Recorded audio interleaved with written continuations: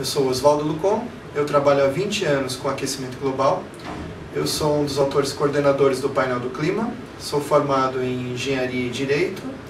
Eu tenho mestrado na Inglaterra em tecnologias limpas, doutorado em energia aqui em São Paulo. Sou professor da Universidade de São Paulo, do Instituto de Eletrotécnica e Energia. Sou professor visitante da Universidade do Texas em Austin. Eu trabalho na CETESB, na Secretaria de Meio Ambiente desde 1992. Eu acredito nas evidências científicas do aquecimento global, eu acredito na ciência e eu acredito no bom jornalismo. Deixa eu fazer a primeira pergunta. Eu andei dando uma fuçada no seu currículo Lattes, né? E você é engenheiro e advogado, né? Você fez 2 graduações complicadas, inclusive, né? Não morreu de dor de cabeça aí no meio do período. Mas e aonde que você foi cair na área de clima ou mudanças climáticas ou algo assim? Interessante essa pergunta.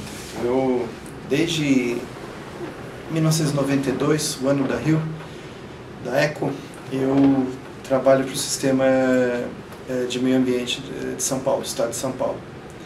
E naquela época tinha um monte de coisa acontecendo lá no Rio de Janeiro, e aqui em São Paulo a gente tinha uma vaga ideia dessa, digamos, de toda aquela atividade que estava tendo no 500 quilômetros daqui.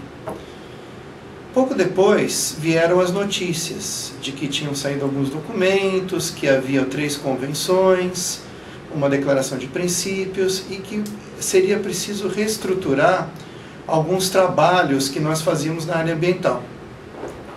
À época, a visão era puramente de saneamento básico.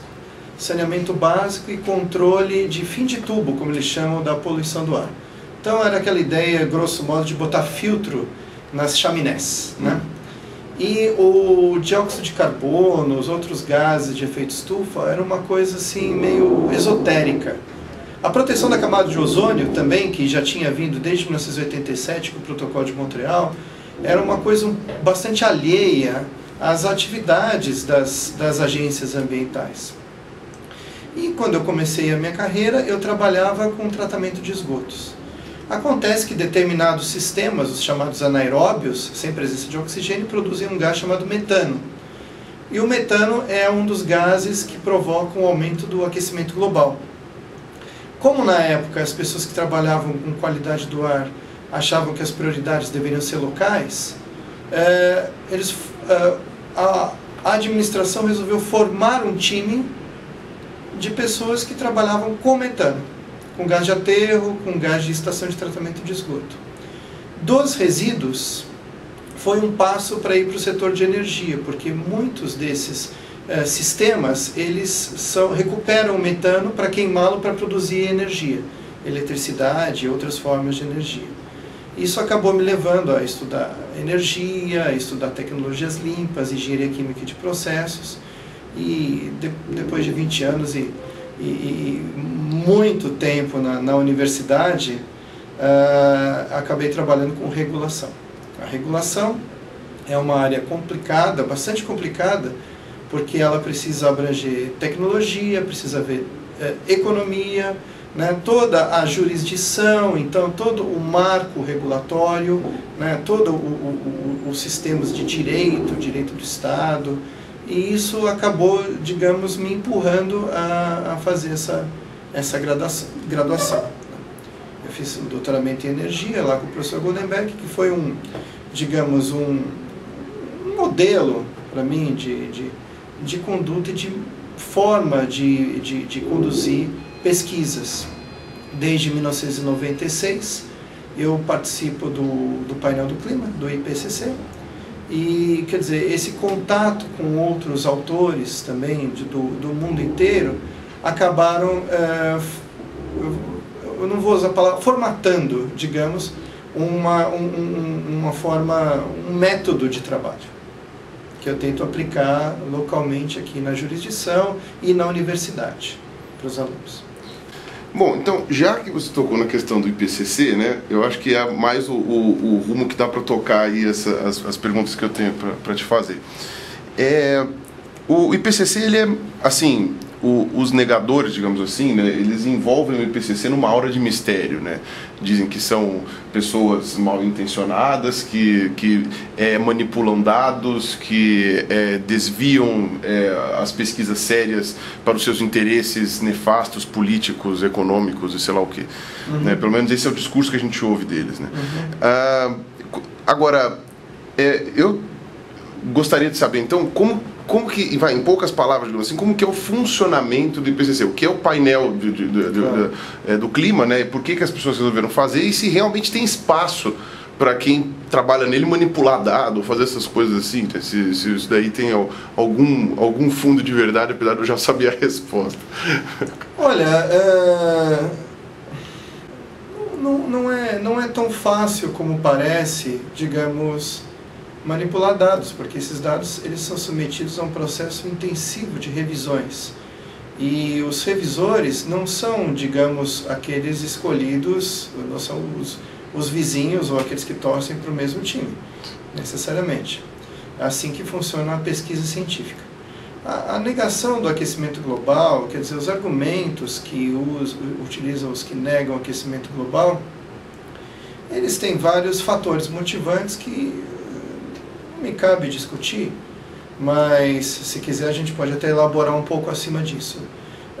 Mas as evidências do painel do clima, que compila ciência, não cria ciência, são bastante fortes e elas são construídas ao longo de muitos anos, desde o primeiro relatório que foi divulgado em 1990. O IPCC foi criado em 1988, por iniciativa da Organização Meteorológica Mundial, exatamente no sentido de tentar formar algum consenso sobre essa evidência científica daquilo que já era verificado desde o século XIX, quer dizer, físicos do século XIX já intuíam esse efeito, que é muito simples, é o efeito que nós temos quando nós deixamos um carro com os vidros fechados no sol. Os vidros retêm o calor não sai de dentro do veículo e o carro esquenta.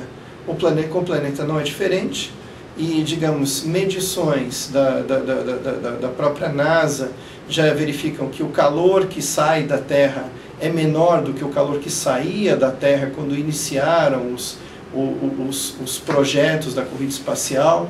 Então, há uma evidência bastante forte sobre isso. O processo do IPCC, eu trouxe alguns relatórios, né? Os relatórios do IPCC, eles são divididos em 3 volumes, basicamente. O primeiro trata da ciência do clima, aquele aspecto mais climatológico. O segundo trata de impactos, vulnerabilidades e adaptação. E o terceiro sobre mitigação.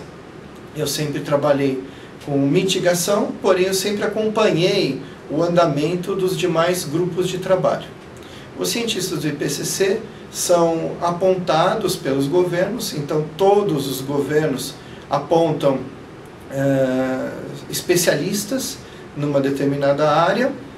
Esses especialistas são submetidos à análise de currículo, escolhidos, e eles passam por regras bastante estritas de trabalho, principalmente depois daquele chamado Himalaya Gate, onde o Himalaya Gate, ele foi em 2007, foi, digamos, eu vou chamar de descuido de um autor, né, que citou um relatório de uma ONG dizendo que as geleiras da Índia, do Himalaia na Índia, desapareceriam em 30 anos.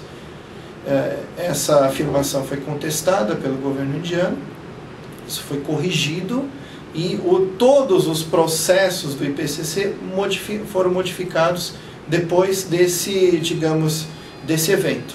Então, mostra que é um processo bastante dinâmico. Um relatório final como esse, ele leva cerca de 5 anos para ser criado. São 3 grandes rodadas de compilação de textos, submetido a 3 processos de revisão. Eu coordeno um capítulo de edificações. Nesse relatório de renováveis, eu coordenei o de desenvolvimento sustentado.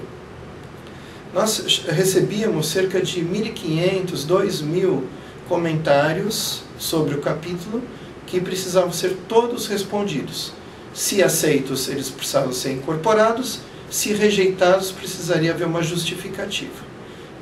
Todas essas justificativas são públicas, elas são abertas, então é um processo que pode ser questionado a qualquer momento. Os novos relatórios são construídos em razão dos anteriores. O quarto relatório de avaliação saiu em 2007, o terceiro saiu em 2001, o segundo saiu em 1995 e o primeiro em 1990.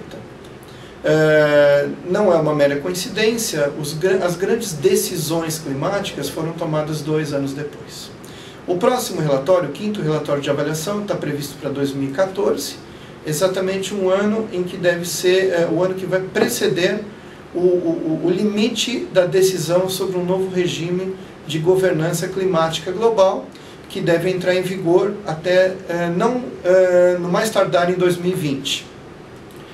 Esse relatório ele é sintetizado num sumário técnico que tem cerca de 100 páginas e num sumário para políticos, né, chamado Summary for Policymakers, que tem cerca de 20 páginas. Então, o original tem o quê? Tem umas 1.500 páginas. Isso, que é esse é o primeiro, o rascunho diz ordem 0 do próximo relatório do IPCC. É um rascunho. É esse o que a gente trabalha, esse é o que ele fica pronto. Singelo livrinho. É um livrinho. Essa planilha são os comentários para um capítulo de 40 páginas. Que precisa ser respondido.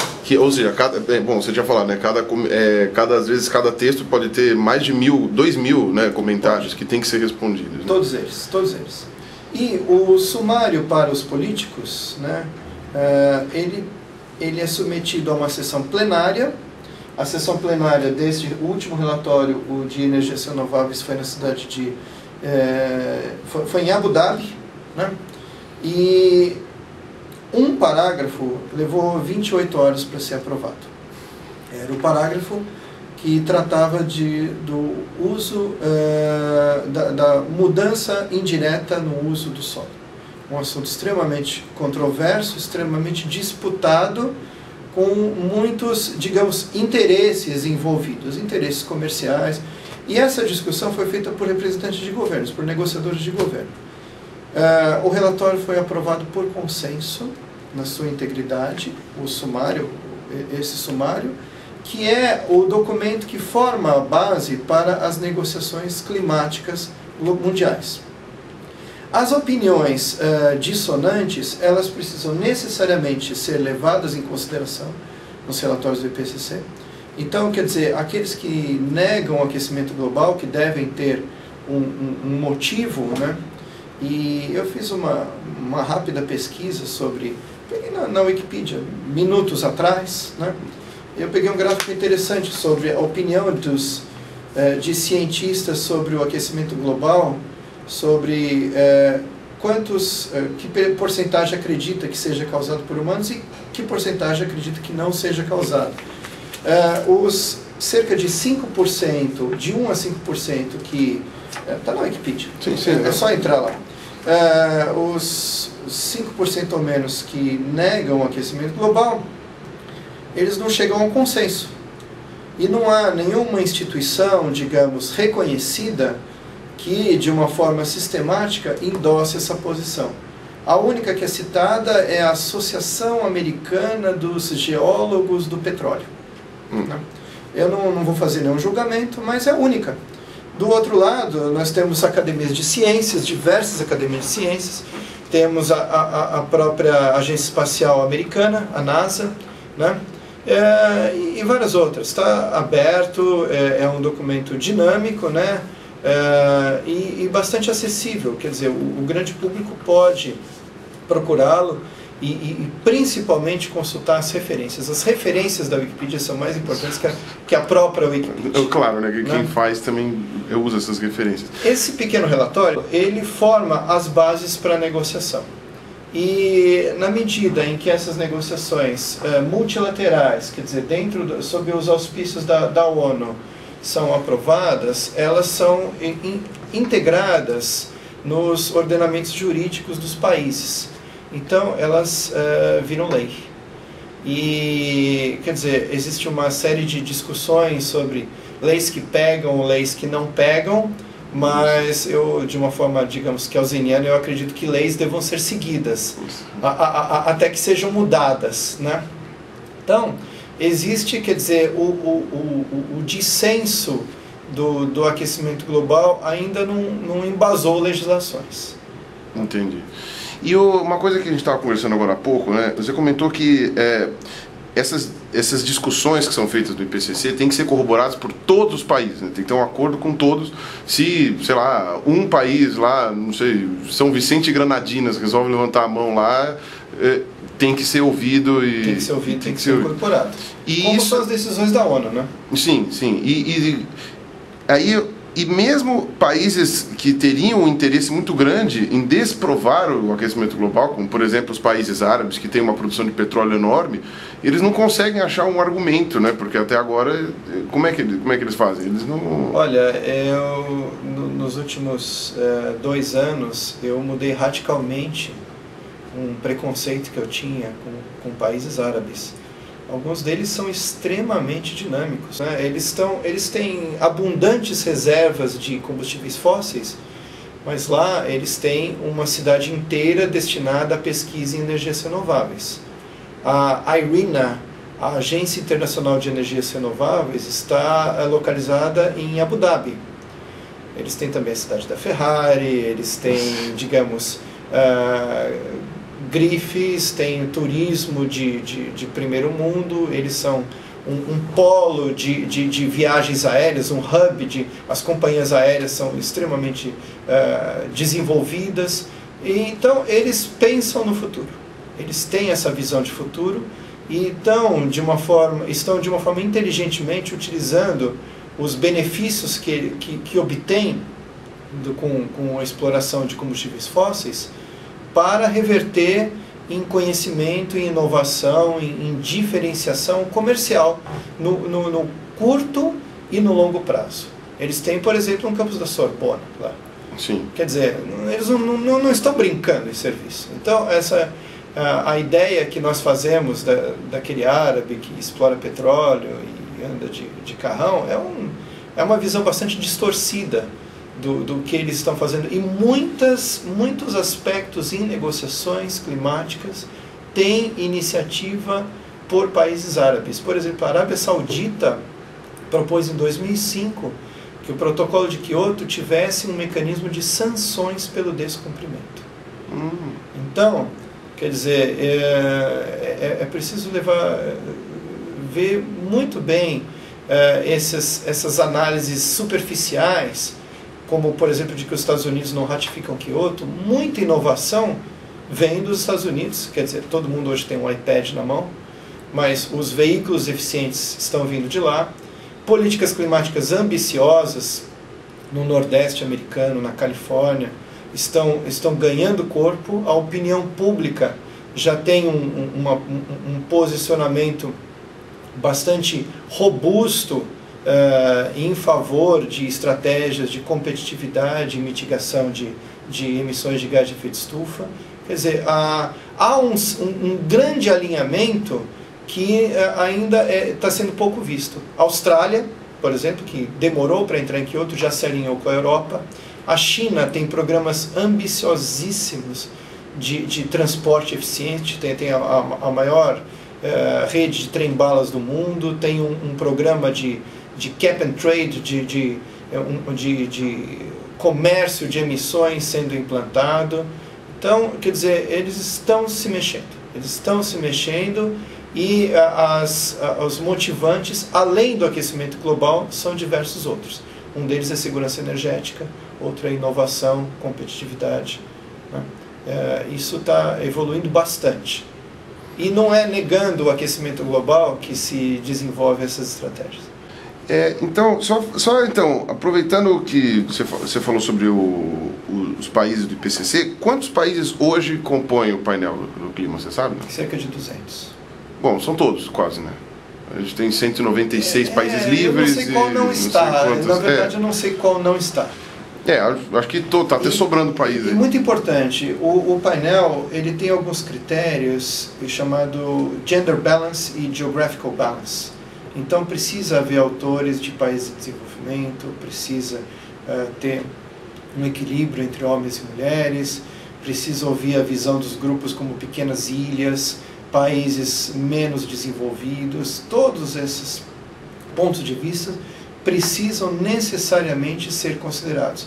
Isso tornou a discussão climática extremamente complexa, né? Em 1992 se falava em reduzir emissões, agora se fala em equidade, se fala em financiamento para adaptação. Os temas ficaram extremamente amplos, o que torna difícil, mais difícil chegar aos acordos. O movimento vem de baixo para cima.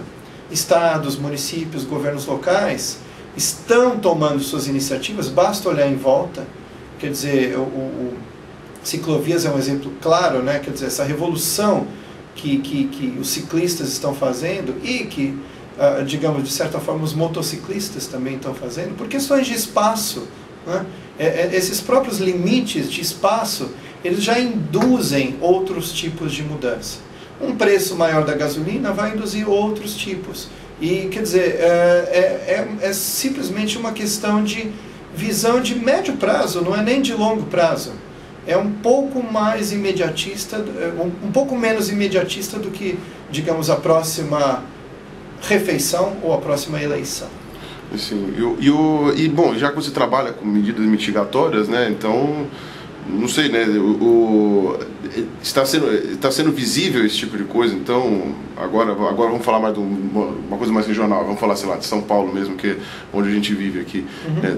Tá sendo visível mesmo que estão fazendo essas medidas? Claro, com certeza.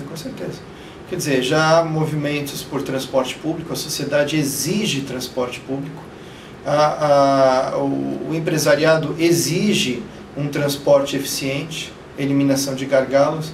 Tudo isso traz em si, em seu bojo, o conceito de eficiência, né?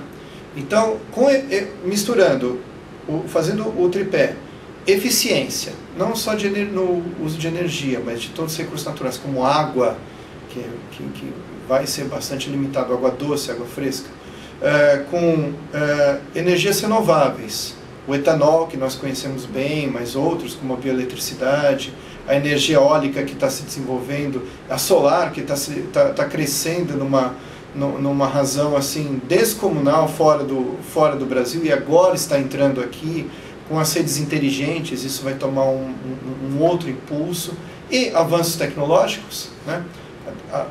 Diversos tipos de avanços tecnológicos. Isso impulsiona medidas de mitigação, né? E principalmente contenção de despesas desnecessárias. Vejam, por exemplo, os edifícios ou transporte. A gasolina, quer dizer, cada 100 unidades de energia que a gente põe no tanque, num congestionamento a gente aproveita uma. Todo o resto é perdido para transportar uma estrutura pesada, uma estrutura de 2 toneladas, que vai levar somente uma pessoa, vai ocupar um espaço na rua, que é uma infraestrutura que foi paga por todos, né, para um destino concentrado, em geral, num centro expandido, no mesmo horário, no horário de pico. Então, quer dizer, é bastante óbvio que se a atmosfera não mostrar esses limites, o espaço imediato vai mostrar.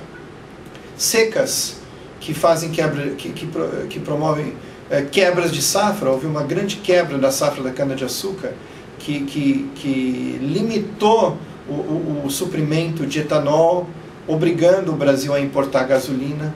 Quer dizer, essas são realidades que nós já estamos vendo. Apagão, vários tipos de apagão por falta de investimento em infraestrutura, com certeza, mas muitas vezes por secas e outros fatores climáticos. Esses fatores, eles são mais frequentes e mais intensos. Quer dizer, então, fazendo o advogado do diabo, se os 5% que negam o aquecimento global estiverem teoricamente corretos, ainda assim há grandes fatores que requerem adaptação. E esses 5%, eu vou lhe perguntar, você faria uma aposta tendo 5% de chance de estar certo? Ou você apostaria em 95%, 90%? Eu não vou nem usar essa estatística da Wikipédia, vou usar a do IPCC. A evidência de que o teste de hipótese ele funciona da forma contrária. Não da evidência de que o aquecimento global é causado pelo homem, mas pela evidência de que ele não seja causado pelo homem. Ele está em torno de 5%. Isso significaria jogar uma roleta russa com 19 balas e um buraco no revólver. Você apostaria? Quer dizer, é algo nesse sentido. Infelizmente, o discurso do aquecimento global é muito, digamos, satirizado, misturado com outros discursos milenaristas, né? Calendário maia, o bug do milênio e todos os outros tipos de jornalismo ruim que abunda na televisão aberta, nos meios de comunicação, que precisam vender jornais rápidos, né, para pessoas que pensam mais assim na base do instinto e que sentem uma satisfação imediata ao ver uma negação da ciência. Quer dizer, nós podemos negar a ciência e podemos também negar os acordos políticos. Aí nós vamos para uma sociedade onde prevalece o uso da força. É só pegar qualquer lugar que esteja em conflito, é isso. Há um lugar, pega o Afeganistão, pega a Síria, o que prevalece nesses lugares? O uso da força e a negação de valores culturais, valores científicos, valores históricos, que se joga fora, numa bacia, em cima de, digamos, argumentos, como é que chama? Iconoclastas. Né? Então, e aproveitando esse gancho que você falou agora dos negadores do aquecimento global, que tentam fazer força, mas não tem uma coesão, né? Não, pelo que você tinha comentado comigo, né, não existem negadores do aquecimento global entre as seguradoras, né? As resseguradoras. É interessante, quando houve o furacão Katrina, isso em 2005, 2004, eu trabalhava frente a frente com um dos grandes cientistas climáticos do Brasil, que é o professor Gilvan. Eu falei, professor, o que o senhor acha desse furacão Katrina? E os jornais estão dizendo que os prejuízos são da ordem de 5 bilhões de dólares, 10 bilhões de dólares. Ele falou, olha, dá uma olhada no site das resseguradoras. Pega essas resseguradoras na internet e vê quanto eles estão estimando os prejuízos do furacão Katrina. Eu entrei no site e dava algo da ordem de 200, 300 bilhões de dólares, ou seja, 30 vezes mais aquilo que a imprensa dizia. E curiosamente, os prejuízos do furacão eles foram sendo gradualmente computados e chegaram pertíssimo da estimativa das resseguradoras. Quer dizer, essas empresas privadas, elas são muito sérias nos seus negócios, porque elas têm que desembolsar toda vez que ocorre uma grande catástrofe, né? Então, essa securitização, esse cálculo, ele precisa ser feito com uma grande precisão. As seguradoras, então, as resseguradoras não estão preocupadas em discutir a evidência científica do aquecimento global, mas elas aumentam o preço dos seguros. Isso não é nenhum complô, eles estão tendo que gastar mais, né? Quer dizer, pegue esses outros furacões, pega qualquer evento, façam empiricamente o teste, né? Infelizmente, façam esse teste empírico, espere pelo próximo furacão ou tufão no Oriente e façam essa triagem no site das resseguradoras, né? Os números, eles acabam sendo muito próximos entre a estimativa, o estimado e o realizado.